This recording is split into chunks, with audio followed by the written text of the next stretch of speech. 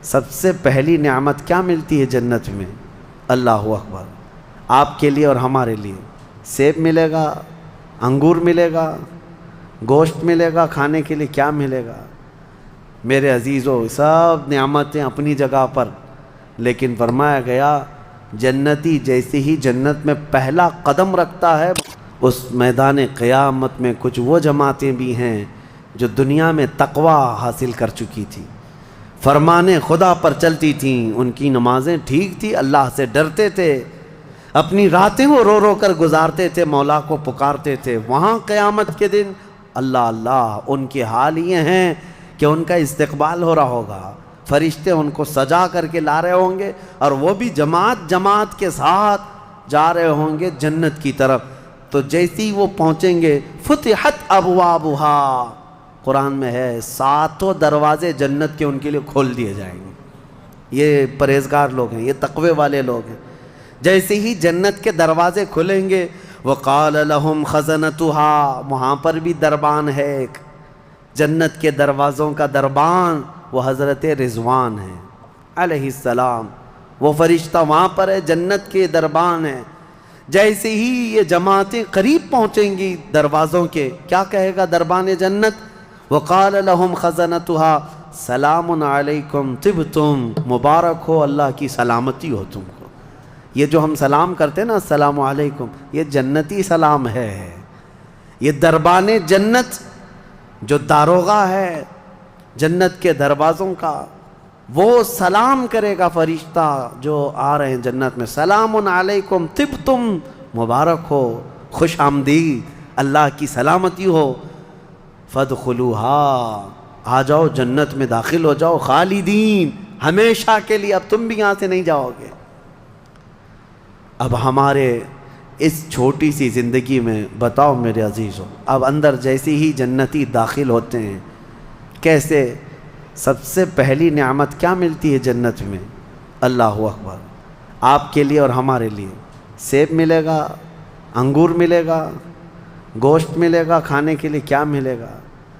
میرے عزیزو، سب نعمتیں اپنی جگہ پر، لیکن فرمایا گیا جنتی جیسے ہی جنت میں پہلا قدم رکھتا ہے محمد الرسول اللہ کھڑے ہوں گے، میرے آقا صلی اللہ تعالی علیہ وسلم ہوں گے اپنے امتیوں کے استقبال کے لیے.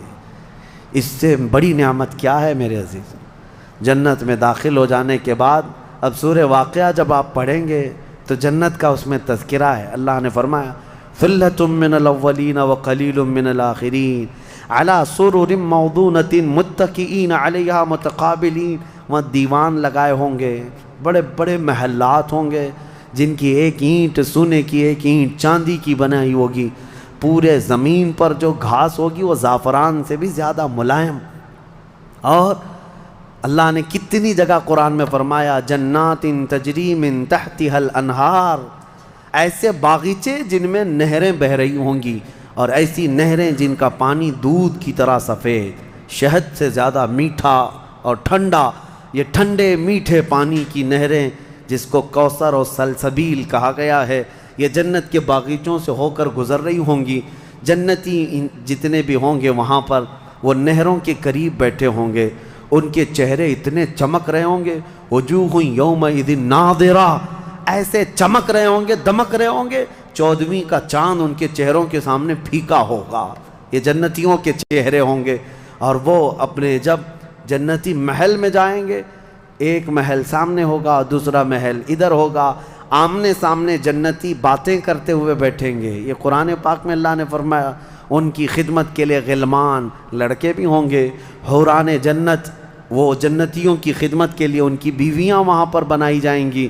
وہ اتنی حسین و جمیل خوبصورت ہیں کہ جنتی کے لیے آج تک نہ ویسی خوبصورتی یا حسن دنیا میں کسی نے سنا ہے نہ دیکھا. یہ حوران جنت ہر جنتی کو دی جائیں گی. اب اس کے بعد جنت میں پہنچ جانے کے بعد تمہارے لیے کیا نہیں ہوگا؟ ایک طبقہ انبیاء کا ہے، ایک طبقہ جنت میں اولیاء کا ہے، ایک طبقہ شہداء کا ہے، ایک طبقہ صدیقین کا ہے. اور پھر جنتی کے لیے قرآن میں ہے جو وہ خواہش کرے گا فرشتے فوراً اس کے لیے وہ حاضر کریں گے. جو چیز کی خواہش کرے گا جس دن تمہاری وہاں خواہش ہوگی کہ مجھے یہاں غریب نواز کا دربار دیکھنا ہے، جنت میں غوث پاک کہاں ہے وہاں جانا ہے، صحابہ میں خلفائے راشدین کہاں ہیں وہاں جانا ہے، انبیاء اکرام کہاں ہیں، شہداء و صالحین کہاں ہیں وہاں جانا ہے۔ جنتی گھوم رہا ہوگا، اور کیا ہی بہتر ہوگا جنتی جب یہ خواہش کرے گا مجھے محمد الرسول اللہ کے محل میں جانا ہے، وہاں بھی اسے پہنچایا جائے گا۔ وہ ہر ایک بڑے سے بڑے انبیاء، صالحین، شہداء اور رسولان اعظام کے ہاں جاتا رہے گا، آتا رہے گا، جاتا رہے گا، آتا رہے گا۔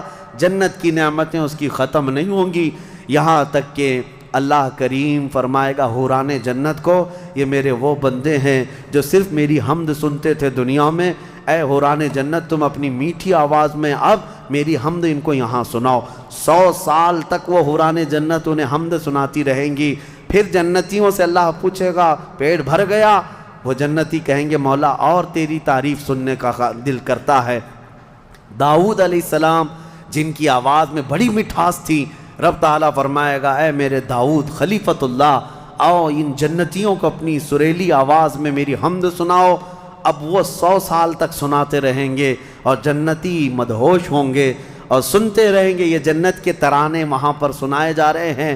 اس کے بعد پھر رب تعالیٰ فرمائے گا اب تم سیراب ہو گئے کہ داؤد علیہ السلام کی زبان سے تو چڑیاں بھی سننے کے لیے کھڑی ہو جاتی تھی، پرندے بھی ہوا میں رک جاتے تھے۔ اب جنتی کہیں گے کہ مولا اور تیری حمد ہو اور تیری تعریف ہو، ہم سننا چاہتے ہیں۔ رب تعالیٰ جب فرمائے گا اے فرشتوں حجابات ہٹاؤ، اب میں سناؤں گا اور میرے بندے سنیں گے۔ اب یہ جنت کی سب سے بڑی نعمت وجوہ یومئذ ناظرہ الی ربہا ناظرہ، مولا فرماتا ہے چہرے چمک رہے ہوں گے اس بات کے لیے کہ بغیر حجاب کے وہ اپنے اللہ کو دیکھ رہے ہوں گے۔ اس سے بڑی نعمت جنتی کو کچھ نہیں ہے کہ مولا کریم حجابات ہٹا دے گا، جس کے تم یہاں سجدے کرتے ہو، جس سے تم گڑ گڑا کر مانگتے ہو، وہ مولا جنت میں پردے ہٹا دے گا۔ اور فرمایا گیا جنت کی سب سے بڑی نعمت دیدار الہی ہے۔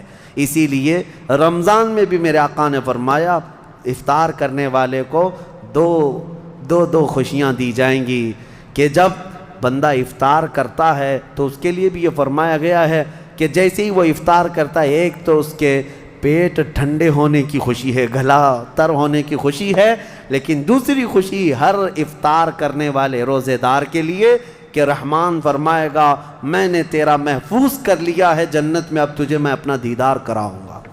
روزے داروں کو اللہ کا دیدار ہوگا تو یہ جنتی جنت میں پہنچ جائیں گے، دوزخی دوزخ میں پہنچ جائیں گے۔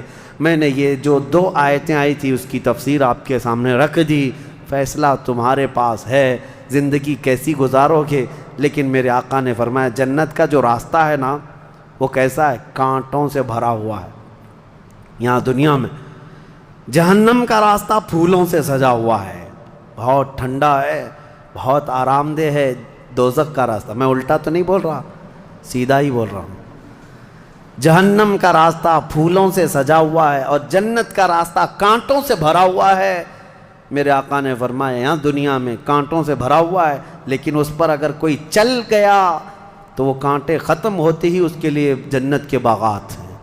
اور جو دنیا میں ان پھولوں کے راستے کو چن لیا دوزخ کے، جیسے ہی یہ راستہ ختم ہوگا اس کے بعد صرف آگ ہی آگ ہے، آگ ہی آگ ہے۔ چنو کون سا راستہ، تم یہاں کے پھول چاہتے ہو یا پھر آخرت کے باغیچے، یا یہاں کے کانٹے اور آخرت کی آگ، یہ تمہارے ہاتھ میں ہے کس طرح سے تم اپنی زندگی کو متعین کرتے ہو۔ بس یہ رمضان کی آج پہلی طاق رات ہے، ہو سکتا ہے آج شب قدر ہو، اور اللہ کریم کی بارگاہ میں مانگو کہ اے اللہ ہمیں بن مانگے تو نے اپنے حبیب کی امت میں پیدا کیا ہے، اور ہم تیری بارگاہ میں اب سوال کرتے ہیں مولا تو اپنی جنت سے ہم غریبوں کو محروم نہ فرما۔ اے اللہ ہم تیری دوزخ میں ہم تیری جنت میں جانے کے قابل تو نہیں، لیکن تیری دوزخ کا عذاب سہنے کے بھی قابل نہیں، بس تو اپنے فضل اور جود و کرم سے ہم سب کی بخشش کر اور ہمیں جنت عطا فرما۔ الہی لست للفردوس اہلا ولا اقوى على نار الجحیم فاغفر ذنوبی بفضل جودک یا اللہ۔ وآخر دعوانا ان الحمد للہ رب العالمین۔ السلام علیکم۔